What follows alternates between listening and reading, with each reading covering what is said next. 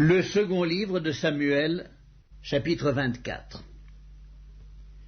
La colère de l'Éternel s'enflamma de nouveau contre Israël, et il excita David contre eux en disant « Va, fais le dénombrement d'Israël et de Juda. » Et le roi dit à Joab, qui était chef de l'armée et qui se trouvait près de lui, « Parcours toutes les tribus d'Israël depuis Dan jusqu'à Beersheba, qu'on fasse le dénombrement du peuple, et que je sache à combien il s'élève. » Joab dit au roi, « Que l'Éternel ton Dieu rende le peuple 100 fois plus nombreux, et que les yeux du roi mon seigneur le voient. » Mais pourquoi le roi mon seigneur veut-il faire cela?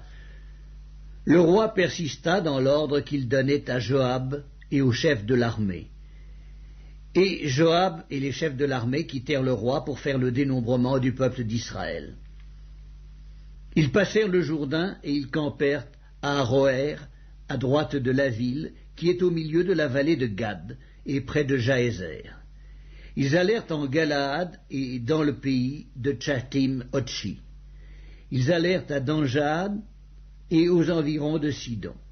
Ils allèrent à la forteresse de Tyr et dans toutes les villes des Éviens et des Cananéens. Ils terminèrent par le midi de Juda à Beersheba. Ils parcoururent ainsi tout le pays, et ils arrivèrent à Jérusalem au bout de 9 mois et 20 jours. Joab remit au roi le rôle du dénombrement du peuple.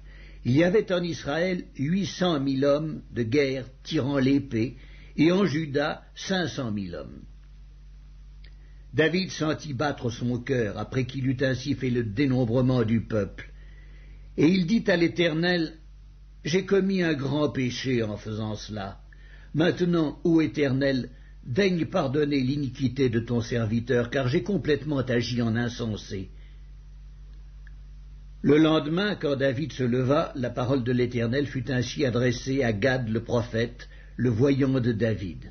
« Va dire à David, ainsi parle l'Éternel, je te propose 3 fléaux, choisis-en un, et je t'en frapperai. » Gad alla vers David et lui fit connaître la chose en disant, « Veux-tu 7 années de famine dans ton pays, ou bien 3 mois de fuite devant tes ennemis qui te poursuivront, ou bien 3 jours de peste dans ton pays? Maintenant choisis et vois ce que je dois répondre à celui qui m'envoie. » David répondit à Gad, « Je suis dans une grande angoisse. Oh, tombons entre les mains de l'Éternel, car ses compassions sont immenses, mais que je ne tombe pas entre les mains des hommes. » L'Éternel envoya la peste en Israël depuis le matin jusqu'au temps fixé. Et dedans, à Beersheba, il mourut 70 000 hommes parmi le peuple. Comme l'ange étendait la main sur Jérusalem pour la détruire, l'Éternel se repentit de ce mal, et il dit à l'ange qui faisait périr le peuple, « Assez, retire maintenant ta main. » L'ange de l'Éternel était près de l'aire d'Aravna, le Jébusien. David, voyant l'ange qui frappait parmi le peuple, dit à l'Éternel, « Voici, j'ai péché, c'est moi qui suis coupable, mais ces brebis qu'ont-elles fait?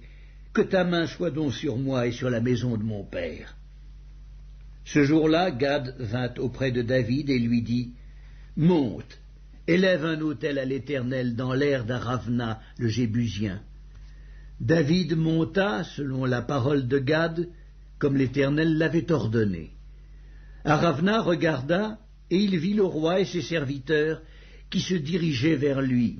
Et Aravna sortit, et se prosterna devant le roi, le visage contre terre. Aravna dit, « Pourquoi mon seigneur le roi vient-il vers son serviteur ?» Et David répondit, « Pour acheter de toi l'aire et pour y bâtir un autel à l'Éternel, afin que la plaie se retire de dessus le peuple. » Aravna dit à David, « Que mon seigneur le roi prenne l'aire et qu'il y offre les sacrifices qu'il lui plaira. Vois, les bœufs seront pour l'holocauste, et les chars avec l'attelage serviront de bois. » Aravna donna le tout au roi. Et Aravna dit au roi, « Que l'Éternel, ton Dieu, te soit favorable. » Mais le roi dit à Aravna, « Non, je veux l'acheter de toi à prix d'argent, et je n'offrirai point à l'Éternel, mon Dieu, des holocaustes qui ne me coûtent rien. » Et David acheta l'aire et les bœufs pour 50 cycles d'argent. David bâtit là un autel à l'Éternel, et il offrit des holocaustes et des sacrifices d'action de grâce.